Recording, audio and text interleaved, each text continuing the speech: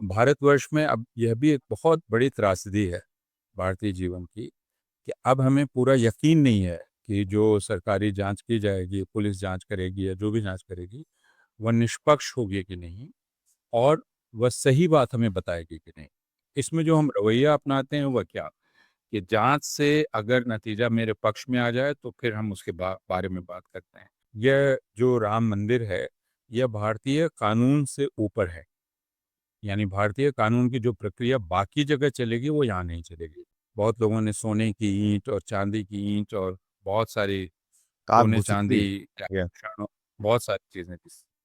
लेकिन उसके पहले भी हम याद कर लें, इस प्रसंग को आगे बढ़ाने के पहले, कि रामशिला पूजन के दौरान भी विश्व हिंदू परिषद ने काफी चंदा इकट्ठा किया, जिसका कोई हिसाब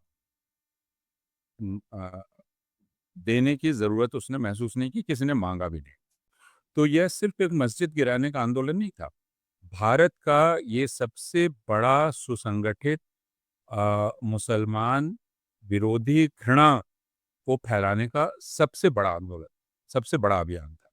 मठों के उत्तराधिकार को लेकर जो खूनी संघर्ष होता है, उसके कई कहानियां हमारे पास हैं। तो वह खूनी संघर्ष क्यों होता है? क्यों मैं एक मठ का महंत बनना चाहता? क्या इसलिए कि मैं मेरे अंदर श्रद्धा बहुत अधिक है और मैं वो श्रद्धा निवेदित कर पाऊंगा ज़्यादा जब मैं महंत होऊंगा, या इसलिए कि इस मंदिर की एक संपत्ति है जिस पर मैं कब्जा करना चाहता हूं, और अब मंदिर का राजनीतिक प्रभाव क्षेत्र भी है जिस पर मैं कब्जा करना चाहता हूं।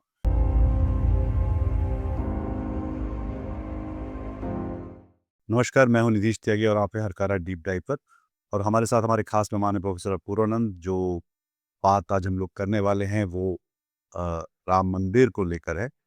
और इसके बारे में सिर्फ इस समय जो मेरे ख्याल से आप सबकी रील्स में या जो खबरें आपके पास आती हैं, रोज कुछ ना कुछ नया धमाका जैसी या रहस्योद्घाटन जैसी खबरें आ रही हैं, जो इस समय के चढ़ावा, चोरी, डकैती, भ्रष्टाचार जो हुआ है उसको लेकर है। पर हम लोग जो बात करना चाह रहे हैं वो इसकी शुरुआत से है कि 1989 में भारतीय जनता पार्टी ने पहली बार ये तय किया था कि राम मंदिर उनके चुनावी और एक राजनीतिक एजेंडा में होगा। और उसके पहले 84-85 तक उनके संसद में सिर्फ 2 सदस्य थे। और उसके बाद जैसे-जैसे ये मंदिर का शोर बढ़ता चला गया, उनके सदस्य बढ़ते चले गए।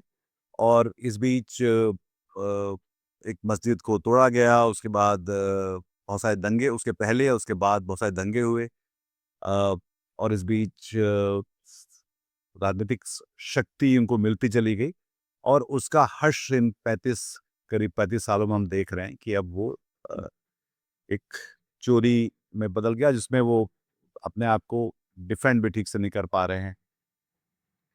तो अपूर्ण ने इसको कैसे देखे कि ये उस पूरे मामले की, क्योंकि हम लोग कल जो बात कर रहे थे उसमें आप कह रहे थे कि ये बार-बार हम ये कह के कि ये सिर्फ इस चोरी का मामला जब हम कहते हैं तो हम बहुत सारे मामलों को ये छूट देते हैं कि वो सब कुछ सही हुआ था। आप जो कह रहे हैं वह बात बिल्कुल ठीक है। अभी पूरी चर्चा इस बात पर हो रही है कि अ, अयोध्या के राम मंदिर में जो चढ़ावा था उसमें उसके हिसाब किताब में अनियमितता है और उसे लेकर भ्रष्टाचार हुआ है और वो पकड़ा गया है और इसको लेकर काफ़ी उत्तेजना है। लोग काफ़ी उत्तेजित हैं, जो खुद को राम भक्त कहते हैं वे भी, और अब शायद ही कोई ऐसा हो जो खुद को राम भक्त नहीं कह रहा हो। हर कोई खुद को राम भक्त कह रहा है और राम भक्त कहकर वह यह अधिकार लेना चाहता है कि वह जो भी गड़बड़ी अनियमितता हुई है अ, उस पर बातचीत कर सके। अनियमितता जो हुई है वो पूरी तरह से एक सांसारिक मामला है। एक सांसारिक लोभ के कारण, धन के लोभ के कारण अ, अनियमितता हुई, चोरी हुई और उसकी जांच चल रही है। अब इसमें जो सबसे पहली बात है वो ये कि क्या सारे लोग जो पक्ष के इधर और उधर खड़े हैं, यानी वे जो कुछ एक तर्क, सुरक्षात्मक तर्क खोज रहे हैं इसको लेकर, वे और जो इसके खिलाफ, क्या ईमानदारी से वे ये कह सकते हैं कि ईमानदार जांच का उनको भरोसा है कि क्या कोई ईमानदार जांच होगी। भारतवर्ष में अब यह भी एक बहुत बड़ी त्रासदी है भारतीय जीवन की कि अब हमें पूरा यकीन नहीं है कि जो सरकारी जांच की जाएगी, पुलिस जांच करेगी या जो भी जांच करेगी, वह निष्पक्ष होगी कि नहीं और वह सही बात हमें बताएगी कि नहीं। इसमें जो हम रवैया अपनाते हैं वह क्या, कि जांच से अगर नतीजा मेरे पक्ष में आ जाए तो फिर हम उसके बारे में बात करते हैं।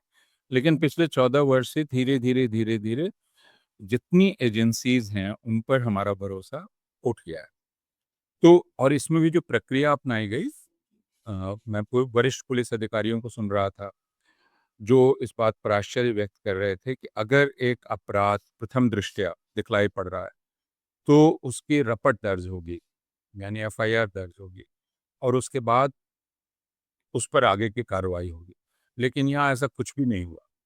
तो यह कुछ इस तरह से दिखलाया गया जैसे यह जो राम मंदिर है, यह भारतीय कानून से ऊपर है। यानी भारतीय कानून की जो प्रक्रिया बाकी जगह चलेगी, वो यहाँ नहीं चलेगी और यह स्वायत्त है। इस बात को बाद में अखबारों ने भी लिखा कि किस प्रकार राम मंदिर का ये जो पूरा प्रशासन है, ये बाकी मंदिरों के प्रशासन से भी भिन्न है। तो हम इन इन चीज़ों पर भी बात हम लोगों ने नहीं की है। जैसे हमने इस पर बात नहीं की कि सर्वोच्च न्यायालय और ये फिर है कि इस मंदिर के बनने के पीछे की जो प्रक्रिया है, अगर उस प्रक्रिया की विकृति पर ही हम ध्यान नहीं दे रहे हैं, तो अभी जो दिख रहा है उसको भी हम समझ नहीं पाएँगे। जैसे सर्वोच्च न्यायालय के सामने मसला यह था कि वह टाइटल बतलाए, किसका किसकी मिल्कियत है। वह उससे आगे चली गई और उसने एक बहुत ही अजीबो-गरीब फैसला दिया। उस पर बहुत बात हो चुकी है। वो एक उसको एक तरह की न्यायिक कलाबाज़ी कहा जाता है, जो उन्होंने की या पैंतरेबाज़ी। अ, उस पर इतना लिखा जा चुका है कि दोहराने की ज़रूरत नहीं है। यानी उन्होंने यह माना कि यहाँ मस्जिद थी, अदालत ने यह माना। अदालत ने यह माना कि सैकड़ों बरस तक इस मस्जिद का मस्जिद की तरह इस्तेमाल होता था। उसने यह माना और कहा कि 1949 के दिसंबर की रात में नवंबर की रात में वहाँ मस्जिद के भीतर मूर्तियाँ रखी गईं, जो कि एक अपराध था, अदालत ने कहा। यह एक अपराध था और मस्जिद के चरित्र को बदलने की कोशिश थी और अपराध था, ये उसने कहा। फिर उसने यह भी स्वीकार किया कि 1949 तक मस्जिद काम में लाई जा रही थी, मस्जिद थी। उसके बाद मूर्तियाँ रखकर उसको विवादास्पद बनाकर उस पर ताला लगाया गया और फिर 1992 में 6 दिसंबर को एक लंबी गोलबंदी के बाद लाखों लोगों को वहाँ इकट्ठा करके एक सुनियोजित ढंग से उसे ढा दिया गया। अदालत ने यह भी कहा कि 6 दिसंबर 1992 को जो हुआ, मस्जिद को गिराया गया, वो अपराध था। यानी अदालत ये मान रही है कि मस्जिद थी। अदालत ये मान रही है कि इसका कोई पुरातात्विक प्रमाण नहीं है कि मस्जिद किसी मंदिर को तोड़ के बनाई गई थी और वह राम मंदिर था।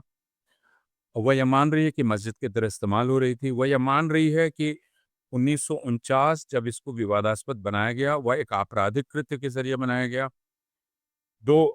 1992 6 दिसंबर को दूसरा बड़ा अपराध किया गया, मस्जिद गिराकर। लेकिन उसके बाद वो एक बहुत अजीबो-गरीब फैसला देती है और वो फैसला है कि बहरहाल इस जगह को मंदिर बनाने के लिए दे दिया जाए। ये एक बहुत अजीबो-गरीब फैसला था। उसमें भी उस फैसले में भी एक नुक्ता था, जिस पर बहुत कम बात होती है। वो ये कि टाइटल सूट में जो पहला दावेदार था, वो था निर्मोही अखाड़ा, है ना? तो निर्मोही अखाड़े का दावा बन रहा था। बाद में रामलला के अभिभावक बनकर प्रवेश किया विश्व हिंदू परिषद के लोगों ने और बाकी लोगों ने।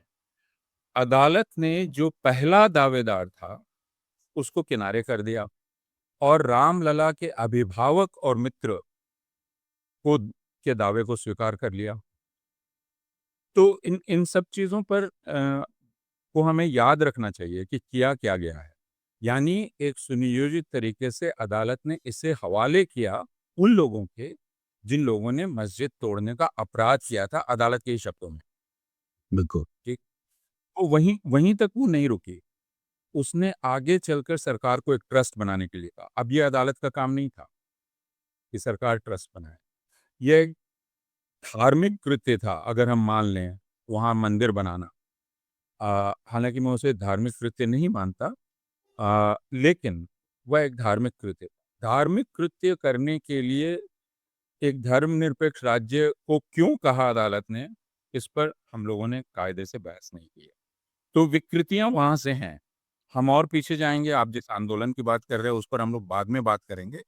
लेकिन इस फौरी घटनाक्रम को जो अभी तुरंत घटित हुआ है और हमारी याद में ताज़ा है, इसको दोहरा लेना उचित होगा कि दरअसल 22 जनवरी 2000, क्या 22 को या 23 को, जो जिस मंदिर की प्राण प्रतिष्ठा की गई अधूरे मंदिर की, उसके बनने की प्रक्रिया में ही एक विकृति थी, न्यायिक विकृति थी।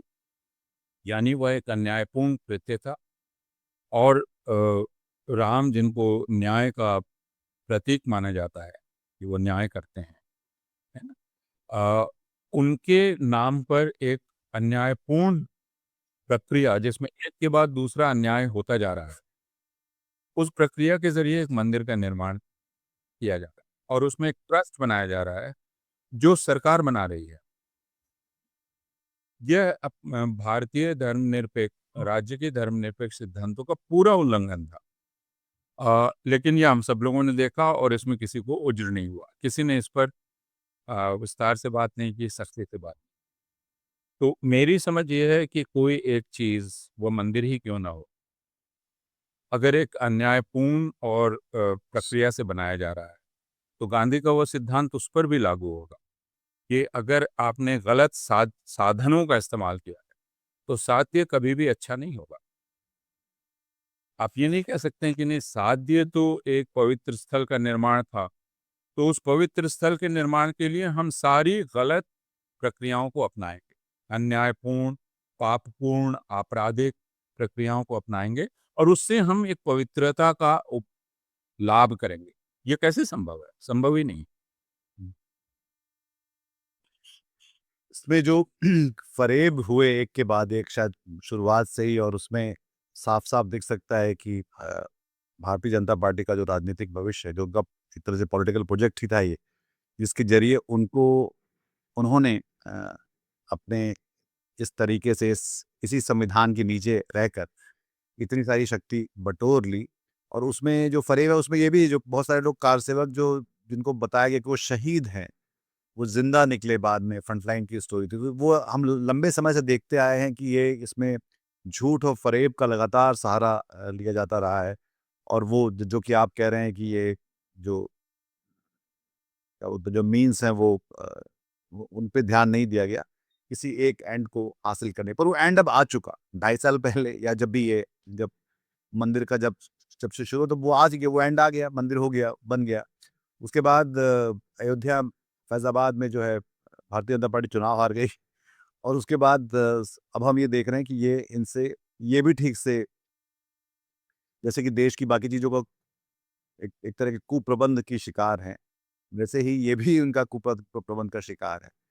पर उसमें ये जो जो बड़ा सवाल है कि इसको 2 तरह के लोग कैसे देखें। एक, जो लोग इसमें बहुत उत्साहित होके इस पूरे इसमें शामिल थे, और एक जो उसको बगल से देख रहे थे। जी। जो उत्साहित होके उसमें शामिल थे, उनमें 2 तरह के लोग थे और उनमें हमें फ़र्क करना चाहिए। एक लाल कृष्ण आडवाणी जैसे लोग, राष्ट्रीय स्वयंसेवक संघ, विश्व हिंदू परिषद, जिनको ये पता था कि वो क्या कर रहे हैं। उनको ये पता था कि, जैसे लाल कृष्ण आडवाणी ने बाद में कहा कि ये एक राजनीतिक परियोजना थी। जैसे सावरकर ने कहा था कि हिंदुत्व उनके लिए धर्म का मामला नहीं है, राजनीति का मामला है। हुँ। वह राष्ट्र का एक सिद्धांत। उसी तरह आडवाणी इसको लेकर बहुत स्पष्ट थे। यह बात भी बहुत साफ ज़ाहिर थी कि राम मंदिर आंदोलन तब बढ़ाया गया, जब भारतीय जनता पार्टी और राष्ट्रीय स्वयंसेवक संघ को ऐसा लगने लगा कि जैसे सारे लोग कहते हैं कि लाल कृष्ण आडवाणी की रथ यात्रा नहीं होती अगर मंडल कमीशन की रिपोर्ट स्वीकार नहीं की जाती। तो यह एक काट करने के लिए किया गया, हिंदू समाज को अपने तरफ गोलबंद करने के लिए। तो यह लाल कृष्ण आडवाणी जानते थे, या विश्व हिंदू परिषद जानता था, या राष्ट्रीय स्वयंसेवक संघ जानता था कि वो क्या कर रहे हैं।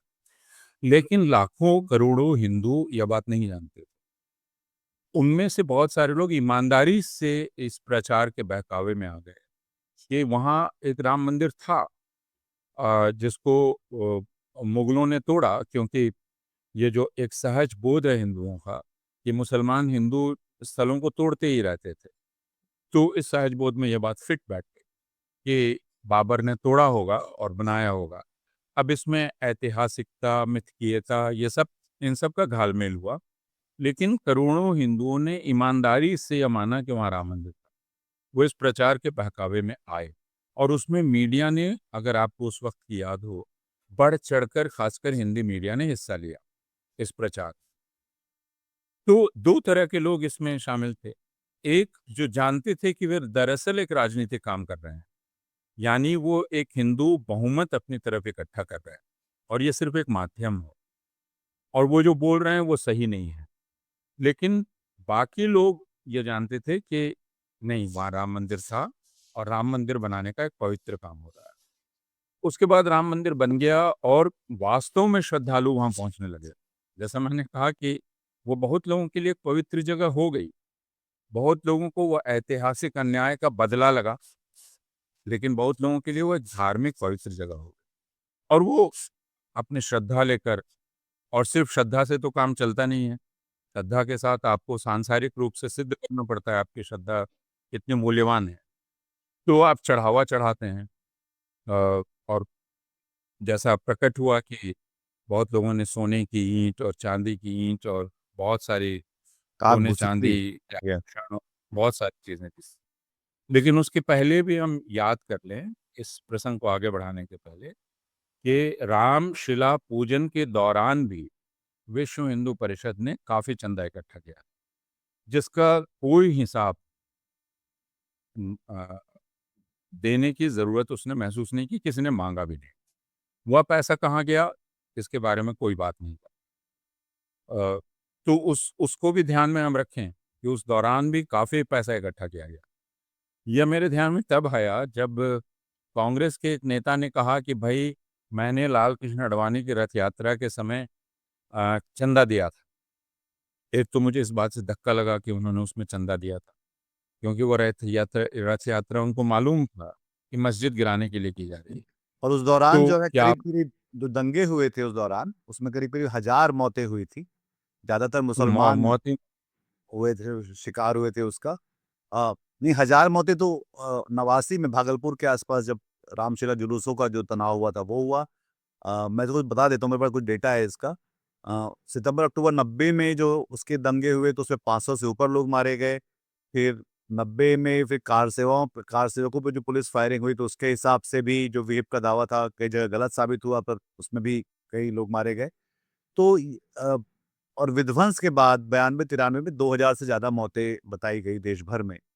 और इसका जो मुख्य कर्ता था, जैसे कि हर एक बड़े अनुष्ठान का कर्ता भाव होता है, जिसका ये पॉलिटिकल प्रोजेक्ट था, वो लाल कृष्ण आडवाणी का ये प्रोजेक्ट था, जिसके कारण इस देश में हज़ारों लोग मारे गए इस आंदोलन के नाम पे।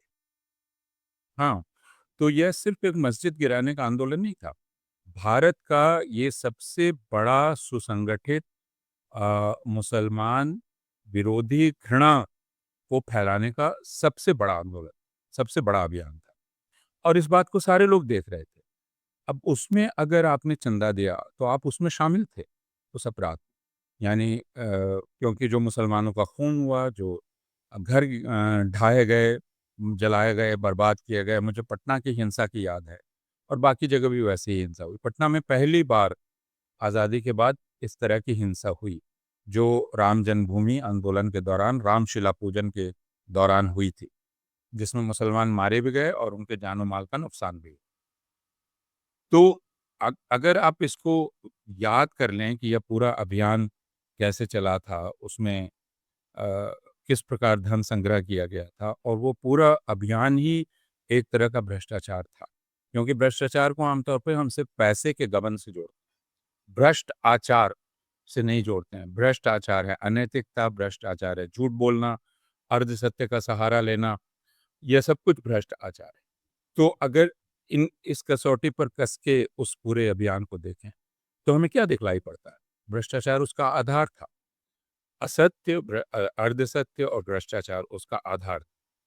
अब बहुत सारे लोग दिखलाई पड़ रहे हैं जिनका ज़िक्र आपने किया, जो बाहर आके इंटरव्यू दे रहे हैं कि हम कार सेवक थे, हमने मस्जिद गिराने में हिस्सा लिया। उन सब ने एक अपराध किया था, लेकिन अब वो कितने गर्व उच्चतम न्यायालय, सर्वोच्च न्यायालय के शब्दों में ही अपराध किया। लेकिन अब वो कितने गर्व से इस बात को कह रहे हैं और हम लोग सुन रहे हैं, और बल्कि उनकी बात को हम अपने पक्ष में इस्तेमाल करना चाहते हैं। तो ये हमारे भीतर जो एक विकृति आई है, इस इसको भी हमें समझने और इस पर भी ध्यान देने की आवश्यकता है। तो आप ये कह रहे थे कि अगर मुझे प्रश्न याद है कि उसमें 2 तरह के जो लोग शामिल हुए हैं, 2 तरह के लोग हैं। एक जो इसमें थे वे, और जो नहीं थे, इससे असहमत थे, उन दोनों की प्रतिक्रिया। तो जो असहमत थे वो ये सोच रहे हैं कि हम इस कृत्य के ज़रिए जो सहमत थे उनमें एक असंतोष पैदा कर पाएँगे, ऐसा उनको लग रहा है। कि जो वाक़ई श्रद्धालु हैं, उनकी भावना को चोट पहुँची है, और हम अगर इस बात को बढ़ाएँ, अ, आगे ले जाएँ, तो संभवतः वे विचलित होंगे, कुछ सोचेंगे। ऐसा होगा कि नहीं कहना कठिन है, क्योंकि श्रद्धा तर्क पे काम नहीं करती है। और भारत में ये सिर्फ़ हिंदू धार्मिक स्थलों के साथ ये मसला नहीं है, या किसी भी धार्मिक स्थल के साथ है, कि लोगों को ये पता है कि उसके भीतर काफ़ी घपले होते हैं। हम अगर मठों को देख लें, तो मठों के बारे में काफ़ी कुछ लिखा गया है। मठों के उत्तराधिकार को लेकर जो खूनी संघर्ष होता है, उसकी कई कहानियाँ हमारे पास हैं। तो वह खूनी संघर्ष क्यों होता है? क्यों मैं एक मठ का महंत बनना चाहता हूँ? क्या इसलिए कि मैं मेरे अंदर श्रद्धा बहुत अधिक है, और मैं वो श्रद्धा निवेदित कर पाऊँगा ज़्यादा जब मैं महंत होऊँगा? या इसलिए कि इस मंदिर की एक संपत्ति है, जिस पर मैं कब्ज़ा करना चाहता हूँ, और अब मंदिर का राजनीतिक प्रभाव क्षेत्र भी है, जिस पर मैं कब्ज़ा करना चाहता हूँ, और इसलिए मैं महंत बनता हूँ, और इसीलिए खून-खराबा होता है। इसीलिए आप हत्याओं की खबर पढ़ते होंगे, मठों में और दूसरी जगहों पर भी। तो जैसा मैंने कहा कि ऐसा ना मानें कि यह सिर्फ़ हिंदू धार्मिक स्थलों में होता है। अ, वक्फ बोर्ड में भी जो अलग-अलग जगह वक्फ बोर्ड हैं, जो दरअसल मुसलमानों के द्वारा दान की गई संपत्तियाँ हैं, जिनका देखभाल करने का ज़िम्मा वक्फ बोर्ड के लोगों को होता है, वे भी उसमें घपला करते हैं कई बार। यानी जो सामाजिक कार्य के लिए या धर्मार्थ जो संपत्ति दान की गई, उसमें भी वो घपला करते हैं। तो उनको रखा तो गया है एक धार्मिक न उद्देश्य से, मान कर रखा गया है कि उनके भीतर इसका सम्मान होगा, लेकिन सांसारिकता उनको खींच लेती है। तो राम मंदिर में भी अगर ये हुआ है तो मुझको बहुत आश्चर्य नहीं है, क्योंकि श्रद्धा मैं निवेदित कर लूँगा, लेकिन ये रुपया मेरे सामने है, जिससे मैं इस लायक रहूँगा कि मैं श्रद्धा निवेदित करता रह सकूँ। तो उस रुपए को मैं क्यों ठुकरा दूँ? यह एक प्रश्न है, और अगर उसको लेने का अवसर है, तो अगर किसी ने इससे राजनीतिक लाभ लिया है, तो मैं कम से कम थोड़ा आर्थिक लाभ तो ले लूँ। जी। जिसने राजनीतिक लाभ लिया उसने डंके की चोट पर लिया, आज भी लिए जा रहा है। उसे कोई भ्रष्टाचार नहीं कह रहा। तो फिर इस आर्थिक इसको क्यों भ्रष्टाचार कहा जा रहा है? अगर जैसा अभी तक दिखलाई पड़ता है कि 5-6 निचले कर्मचारियों को इसका दोषी माना गया है। किसी ट्रस्टी को नहीं, किसी ऊपर वाले को नहीं। तो उन बेचारे वो जो कुछ लोग हैं, उन्होंने एक घर ही तो बनाया है ना। मैं ये कहना चाहूँ कि जिन्होंने पूरी राजनीतिक सत्ता कब्ज़े में कर ली, आप उनके बारे में तो कोई बात ही नहीं कर रहे हैं। जिन्होंने हिंदू दिमागों पर कब्ज़ा कर लिया, आप उनके बारे में तो बात ही नहीं कर रहे हैं, उस बड़े भ्रष्टाचार के बारे में। ये जो छोटे-मोटे लोग हैं जिन्होंने घर बना लिया, गाड़ी खरीद ली, हम उनके बारे में बात कर रहे हैं। तो मैं सिर्फ़ प्रतिक्रियाओं पर चर्चा कर रहा हूँ कि प्रतिक्रियाएँ 2 तरह की हो रही हैं, और जो धर्मनिरपेक्ष लोग हैं, वे इसे एक सांसारिक मामला बना के पेश कर रहे हैं कि भाई आपने यह आपकी अव्यवस्था का एक और सबूत है, और है इसका सबूत। बिल्कुल। जैसे सारे लोग कह रहे हैं कि इस पूरे देश में 14 साल में मिस गवर्नेंस छोड़कर और कुछ हुआ नहीं है। हर चीज़ में मिस गवर्नेंस। वैसे ही जो आपका सबसे बड़ी उपलब्धि जिसको आपने बतलाया था राम मंदिर, उसकी प्रबंधन में भी आप नाकामयाब रहे। ये बात बिल्कुल साफ है। उसके प्रबंधन में भी आप दिखलाई पड़ा कि दरअसल आपका उद्देश्य सिर्फ़ उसे राजनीतिक लाभ लेना था। उसे सुचारू रूप से चलाना भी नहीं था। बल्कि आप अभी हम इसकी बात कर रहे हैं। इसके पहले उसके वास्तुशिल्प को लेकर बात हो चुकी है, उसके इंजीनियरिंग को लेकर बात हो चुकी है, उसके गर्भगृह निर्माण को लेकर बात हो चुकी है। कि लोगों ने काफ़ी ऐतराज़ जताए हैं और लोगों ने बतलाया कि उसमें पानी क्यों भर गया? क्योंकि उसका जो पूरा आर्किटेक्चरल प्लान और एग्ज़ीक्यूशन है, वो इतना शैबी है, इतना ख़राब है। तो असल चीज़ है यह शैबीनेस जो इस सरकार की ख़ासियत है, जो हर चीज़ में दिखलाई पड़ती है और वो राम मंदिर में भी दिखलाई पड़ रही है। तो इसमें कोई बहुत आश्चर्य की बात नहीं। पर ये पहली बार ऐसा हो रहा है कि ये जो बातें जो कह रहे हैं ये अंदर के लोग हैं, ये बाहर से कोई शिकायत नहीं कर रहा, बाहर से कोई आरोप नहीं लगा रहा, बाहर से कोई पुलिस में शिकायत नहीं कर ये चीज़ें अंदर से निकल कर आ रही हैं और क्या ये किसी तरह के इम्प्लोज़न की तरफ इशारा करती है? जिसको लेकर शायद ज़्यादा इम्प्लोज़न की की जो ये जो अच्छा। संगठन जो उसका अपने आप को जो जो जिसने कब्ज़ा कर रखा है इसमें, चाहे वो आरएसएस है, वीएचपी है, बीजेपी है, नरेंद्र मोदी खुद पीएमओ खुद है इसमें है। तो इसलिए लोग ज़्यादा सवाल उठा रहे हैं कि क्या ये क्योंकि बातें अंदर से आ रही हैं, ये बाहर से नहीं आई हैं ये। अ, अगर अंदर के लोग ना बोलते तो ये पता भी नहीं चलता या वो मैनेज कर ली जाते तो शायद किसी को पता नहीं चलता कि वहाँ पे ये सब चल रहा है। हालाँकि लंबे समय से बाकी चीज़ें हो रही हैं और उन चीज़ों पे कुछ भी जिसको बोलते हैं कि हिंदी में कि आप कुछ भी नहीं उखाड़ पाए उन लोगों का जो इस पूरे प्रोजेक्ट को लेके चलते रहे हैं इतने सालों से। तो पर अब ये अंदर से होता हुआ जब दिखलाई पड़ रहा है, मतलब जैसे कि हम लोग पहले भी भंवर मेघवंशी जैसे बात करते हैं, तो वो कार सेवक थे पहले, तो आवाज़ें आती हैं यहाँ कहीं कहीं पर ये इस बार जो है वो एक जो प्रोजेक्ट पूरा होने के बाद जब अंदर से जब आवाज़ आ रही है, तो वो किस तरफ इशारा करता है कि क्या कुछ लोगों की कहीं चाहे वो कार सेवक था या वो वहाँ पे काम करने वाला संघ का कार्यकर्ता था, जो इंजीनियर था, जो कह रहा था कि 40-40% कमीशन माँगा गया हर चीज़ पे और ये जो चढ़ावा चोरी जो हो रही थी, कुंभ के समय में हो रही थी। मैंने एक और बातचीत की थी जिसमें मैंने बताया था कि बाकी जो सारे जो धर्म की जगह हैं, वैष्णो देवी, शिरडी के साईं बाबा इन सब की तुलना में राम मंदिर जो अयोध्या का, वहाँ सबसे कम प्रति श्रद्धालु जो चढ़ावा आया। तो उसमें सवाल ये था कि वो प्रति व्यक्ति जब चढ़ावा इतना कम आया तो फिर क्या चढ़ावा गायब कर लिया गया या सचमुच ही इतना कम दिया गया? तो पर ये बातें क्योंकि अंदर से आ रही हैं इसको इसको कैसे देखेंगे?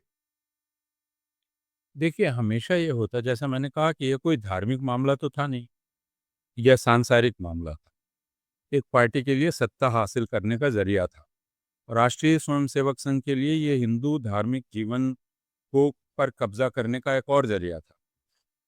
तो लेकिन हिंदू धार्मिक जीवन का संचालन करने में बाकी लोग भी हैं, बाकी महंत भी हैं, बाकी मठ भी हैं, बाकी शंकराचार्य हैं। पुजारी भी हैं। और यह उनको बिल्कुल साफ दिखलाई पड़ा, जैसे बनारस में दिखलाई पड़ा कि आपने 300 मंदिरों को तोड़ दिया। अब ये 300 मंदिर आस्था की जगहें थे, उन आस्था की जगहों का संचालन होता था, वहाँ भी चढ़ावा चढ़ता था, वहाँ भी लोग आते थे, उनसे भी रोज़ी-रोटी चलती थी। तो आप कर ये रहे हैं संकेंद्रण एक तरह का, कि नहीं, अब इस आस्था का संचालक मैं हूँ, नियंता मैं हूँ, मैं बतलाऊँगा और इसमें किसी की हिस्सेदारी नहीं होगी। तो यह आरएसएस का जो कब्ज़ा हो रहा है धीरे-धीरे, धीरे-धीरे हिंदू धार्मिक जीवन पर और धार्मिक स्थलों पर, पहली बार उसको यहाँ आकर एक संकट का सामना करना पड़ा। क्योंकि बाकी सारे लोग जो इसमें थे, उन्होंने देखा कि भाई तुम पूरी तरह से हमें विस्थापित करके एकमात्र हिंदू धर्म के झंडा बरदार बनना चाह रहे हो। यह स्वीकार्य नहीं है। हुँ। तो इसलिए अब हिंदू धर्म के भीतर से आवाज़ें उठ रही हैं। दूसरा है आरएसएस के भीतर से और विश्व हिंदू परिषद के भीतर से। क्योंकि आरएसएस भी एक संगठन है, विश्व हिंदू परिषद भी एक संगठन है, लेकिन संगठन व्यक्ति होते हैं, और व्यक्ति में कुछ व्यक्ति संगठन की सारी ताकत अपने भीतर रखना चाहते हैं, तो बाकी लोगों में असंतोष बहुत साफ जाहिर है। यह कोई धार्मिक श्रद्धा से विगलित होकर लोग राम मंदिर की परियोजना में तो लगे नहीं थे। उनको अलग-अलग प्रकार की शक्ति चाहिए थी, और जब उन्होंने देखा कि यह तो सिर्फ 3-4 लोगों में संकेंद्रित हो रही है, तो उनका असंतोष फूट पड़ा, और फिर उन्होंने ये सारी बातें उजागर करना शुरू की। अ, आरएसएस का जो पूरा एक बाना है कि वह शीलवान, चरित्रवान संगठन है, उसका भंडाफोड़ बीच-बीच में उसी के लोग करते थे। और जब तक साधन आपके पास नहीं थे, राजकीय साधन नहीं थे, पैसा नहीं था, तब तक शीलवान बने रहना आपकी बाध्यता थी। लेकिन जैसे ही वो आ गया, वो शील बना रह पाया कि नहीं, यह संघ के भीतर के लोगों को के सामने भी स्पष्ट है और जनता के सामने भी स्पष्ट है। तो उसके भीतर उसको लेकर संघ के भीतर भी असंतोष होना बहुत अस्वाभाविक नहीं है, जो दिखलाई पड़ रहा है। भले ही वे संघ के मूल विचारों से असहमत ना हों, भले ही वे हिंदुत्ववादी हों, लेकिन उनको यह चीज़ बहुत व्यथित कर रही है कि यह कैसे हो सकता है? एक एक तो हिस्सेदारी में कमी, और दूसरे कि उनमें से बहुत सारे लोग वाक़ई मानते हैं कि नहीं, हम शीलवान हैं। तो ये भ्रष्टाचार दिख रहा है सामने। तो अंदर से आवाज़ें उठेंगी। इम्प्लोज़न होगा कि नहीं होगा, ये अलग है। क्योंकि बार-बार उनको ये समझाया जाता है कि भाई एक बहुत बड़ा उद्देश्य है। वो उद्देश्य हिंदू राष्ट्र की स्थापना है। वो अभी पूरी तरह हासिल नहीं किया जा सका है। तो आपस में झगड़ा करके हमको उस उद्देश्य को पीछे नहीं कर देना चाहिए। तो वह सब होगा, बीच में चलाया जाएगा, और इस दरार को पाटने की कोशिश की जाएगी। लेकिन कम से कम अभी तो सबके सामने ये उजागर हो गया है, क्योंकि स्वयंसेवक ही एक दूसरे पर कीचड़ उछालते हैं। बिल्कुल। और ये संघ का 100वां साल भी है और अगले साल उत्तर प्रदेश में चुनाव हैं और उसमें भी उसको उसकी रोशनी में भी ये इसके अलग-अलग अ, क्या बोलते हैं अंदाज़े और अर्थ निकाले जा रहे हैं। पर फिर आखिरी जो सवाल इस बातचीत में ये है कि ये जो बात है, 2 चीज़ें हुई हैं इस बीच। एक उधर प्रियांक खड़गे और कई लोग ये आरएसएस के की वैधानिकता पर सवाल कर रहे हैं। और दूसरा ये राम मंदिर वाली जो बात हुई है, दोनों ही बातें दरअसल एक तर्क और युक्तियों के परे जाकर कहीं चेतना में कहीं लोगों के बहुत सारे लोग ऐसे हैं, उनकी चेतना में बात भरी हुई है कि ये एक नॉन नेगोशिएबल जैसी कुछ चीज़ है जैसे। पर इन दोनों चीज़ों के कारण अब वो सवाल कहीं बैठने लगा है उनके दिमाग में कि ये एक ऐसा क्यों नहीं होना चाहिए कि मैं अगर एक नागरिक हूँ तो मुझे 12 कागज़ दिखाने पड़ेंगे और मेरा पासपोर्ट भी मेरी नागरिकता का सबूत नहीं है। प्रमाण नहीं। हाँ, पर ऐसी कोई शर्त आरएसएस के लिए नहीं, तो आरएसएस और ये जो राम मंदिर ट्रस्ट है, ये बाकी चीज़ों से ऊपर कैसे इनके इनके लिए नियम और शर्तें अलग कैसे हैं? ये सवाल अब लोगों के ज़हन में आ रहा है, तो ये किस तरह से आगे जाता हुआ दिखलाई पड़ेगा? मतलब प्रियांक खड़गे ने जो बात स्थापित की है, वो ये है कि आरएसएस एक सांसारिक संगठन है। किसी भी, और वो कई एनजीओज़ का एनजीओ है। तो ये कैसे हो सकता है कि वो सारा कुछ अनौपचारिक ढंग से करता रहे? राज्य आखिर औपचारिक प्रक्रियाओं से चलता है। आप राज्य के द्वारा जो सड़क सँभाली जाती है, जिसकी वह निगरानी करता है, उस सड़क पर आप रूट मार्च करना चाहते हैं, तो एक औपचारिकता का पालन आपको करना पड़ेगा। आरएसएस ये भ्रम पैदा करना चाहता है कि वो एक धार्मिक संगठन है, जो कि वो नहीं है। वो धार्मिक संगठन नहीं है। वो एक राजनीतिक संगठन है। उसके उद्देश्य राजनीतिक हैं। वह अपने स्वयंसेवकों को भारतीय जनता पार्टी में भेजता है, और फिर वापस भी ले लेता है। तो और यानी वो उसके चुनावी विंग भारतीय जनता पार्टी, उसकी बाकी विंग्स हैं, जैसे विश्व हिंदू परिषद, बजरंग दल, तो और ये सब बहुत प्रभावी हैं, और ये भारतीय जनजीवन को प्रभावित करते हैं, बल्कि अब विदेश डायस्पोरा को भी प्रभावित करते हैं। तो इनकी कोई जवाबदेही ना हो, ये कैसे हो सकता है? और जिस बात से हमें चिंतित होना चाहिए और हैरान होना चाहिए, जो विश्व हिंदू परिषद के प्रमुख ने इस बीच इंटरव्यू में कही, उन्होंने कहा कि नागपुर छोड़कर आरएसएस का अपने नाम पर कहीं कोई ज़मीन नहीं है। तो आरएसएस के पूरे भारत में दफ़्तर हैं। उन्होंने कहा कि लोग दफ़्तर ट्रस्ट बनाकर आरएसएस को उपयोग के लिए दे देते हैं। आप दूसरी जगह इस तरह का जो काम होगा, उस पर तुरंत उस संगठन का अकाउंट सीज़ कर देंगे और उसे अनियमित कहेंगे और आप ये कहेंगे कि आप रूट करवा रहे हैं किसी और से पैसा। यहाँ एक संगठन का अध्यक्ष ये बात स्वीकार कर रहा है कि ये चीज़ की जा रही है। तो इस पर सारी राजकीय संस्थाओं को तो चिंतित होने और सचेत होने की आवश्यकता है। प्रियांक खड़गे ने ये बिल्कुल ठीक किया है। ये कहा है कि आपको जवाबदेह होना होगा। प्रियांक खड़गे ने एकदम स्पष्ट किया है कि वे पाबंदी की बात नहीं कर रहे हैं। भाई नेहरू ने भी आप पर बैन नहीं लगाया था, पटेल ने लगाया था और नेहरू ने कहा भी था कि बैन के मैं पक्ष में नहीं। लेकिन आप वैधानिकता का पालन नहीं करेंगे, आप उससे ऊपर उठे हुए हैं, ये कैसे माना जा सकता है? ये तो बिल्कुल नहीं माना जा सकता और अब इस पूरे प्रसंग ने तो और भी ज़ाहिर कर दिया है कि आप पर निगरानी और भी ज़रूरी है। क्योंकि आप धर्म की आड़ में भ्रष्टाचार बहुत लंबे समय तक करते रह सकते हैं, इसलिए निगरानी बहुत ज़रूरी है।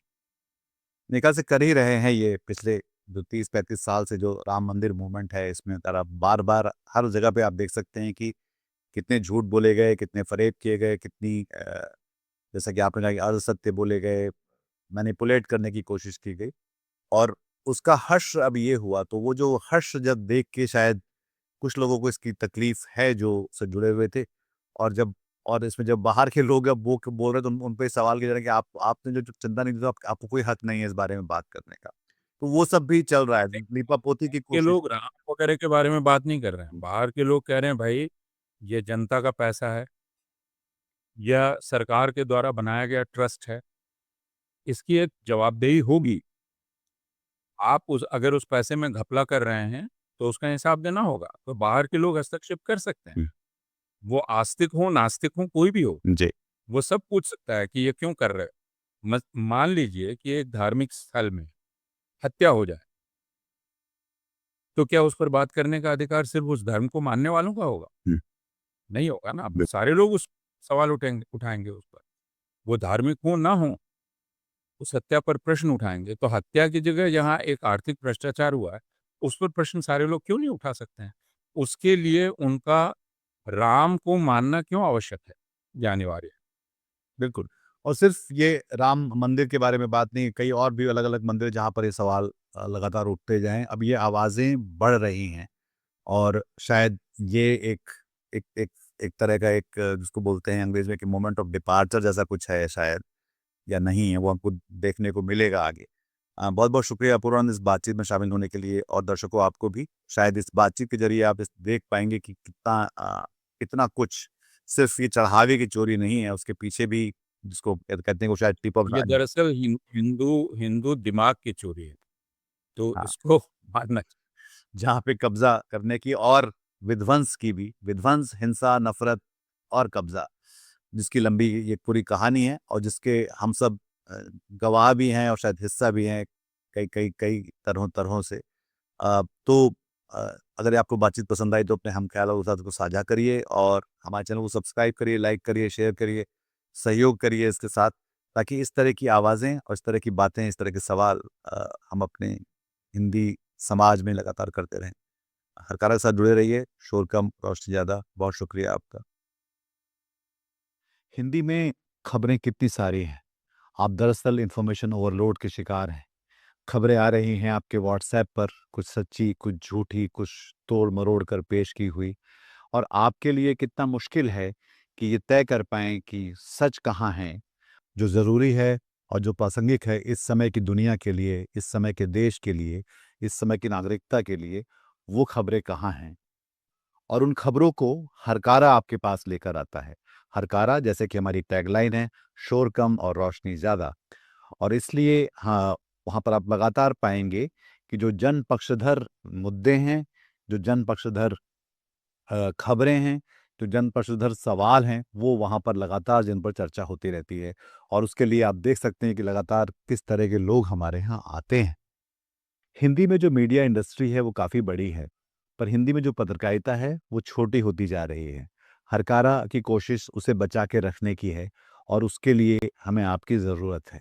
हम यहाँ लगातार वो चर्चाएँ, वो बातचीत, वो खबरें, वो एक्सप्लेनर्स आप तक लाते हैं, वीडियो के ज़रिए, ऑडियो के ज़रिए और टेक्स्ट के ज़रिए, जो इस विमर्श को आगे बढ़ाने में मदद करती है। बिना आपकी भागीदारी के ये मुमकिन नहीं है। इसलिए हम चाहते हैं आपसे कि आप इस खबरों को साझा करिए, हमारे चैनलों को साझा करिए, हमें समर्थन दीजिए, आर्थिक सहयोग दीजिए। हम अपना क्यूआर कोड आपके साथ यहाँ साझा कर रहे हैं। आप चाहें तो यहाँ पर अपना योगदान दे सकते हैं। आपके सहयोग से चलती रहेगी हरकारा की दुनिया और बची रहेगी पत्रकारिता का ये मिशन। आज की ताजा खबर, आज की ताजा खबर, आज की ताजा खबर। आओ काका जी इधर, आओ मामा जी इधर, सुनो दुनिया की खबर।